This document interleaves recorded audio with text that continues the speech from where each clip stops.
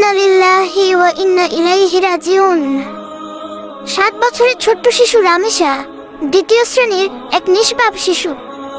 যে বয়সে একটা বাচ্চার হাতে থাকার কথা ছিল বই আর খেলনা, সেই বয়সেই তাকে পৃথিবীর সবচেয়ে ভয়ঙ্কর নিষ্ঠুরতার শিকার হতে হলো।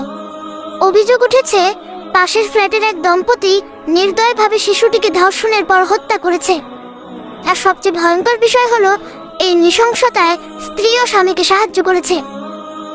ভাবুন তো একবার, যে মুহূর্তে ছোট্ট রামেশার উপর অত্যাচার চলছিল, ঠিক সেই সময় তার মা ফ্ল্যাটের বাইরে দাঁড়িয়ে মেয়ের জুতা দেখে দরজায় ডাকাডাকি করছিলেন। একজন মা হয়তো তখনও আশা করছিলেন আমার মেয়েটা দরজা খুলে বের হবে, কিন্তু তিনি জানতেন না তার বুকের ধনটা ঠিক তখন মৃত্যুর সাথে লড়াই করছে। কিভাবে পারে মানুষ এতটা নিষ্ঠুর হতে? কিভাবে পারে একটা নিষ্পাপ শিশুর কান্না শুনেও তাদের হৃদয় কাঁপে না? আজ সমাজে মানুষ আছে, কিন্তু মানবতা ধীরে ধীরে হারিয়ে যাচ্ছে। আল্লাহর ভয় চলে গেলে মানুষ পশুর চেয়েও ভয়ঙ্কর হয়ে যায়। রাসূল সাল্লাল্লাহু আলাইহি ওয়াসাল্লাম বলেছেন, যে দয়া করে না তার প্রতি দয়া করা হয় না।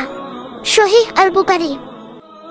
আজ ছোট্ট রামেশা নেই, কিন্তু তার নিষ্পাপ মুখটা হয়তো সারা জীবন আমাদের বিবেককে কাঁদাবে।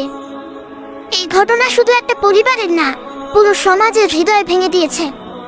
আমরা উন্নতির কথা বলি, সভ্যতার কথা বলি, কিন্তু যদি শিশু নিরাপদ না থাকে, তাহলে সেই সমাজ কখনো সভ্য হতে পারে না। আমরা ছোট্ট রামেশার হত্যার সুষ্ঠু বিচার চাই, দোষীদের সর্বোচ্চ শাস্তি চাই, যাতে আর কোনো মা এভাবে নিজের সন্তানকে হারিয়ে না কাঁদে। হে আল্লাহ, ছোট্ট রামেশাকে জান্নাতুল ফিরদাউস দান করুন, তার পরিবারকে ধৈর্য দিন, আর আমাদের সমাজকে এমন অন্ধকার ও নিষ্ঠুরতা থেকে হেফাজত করুন।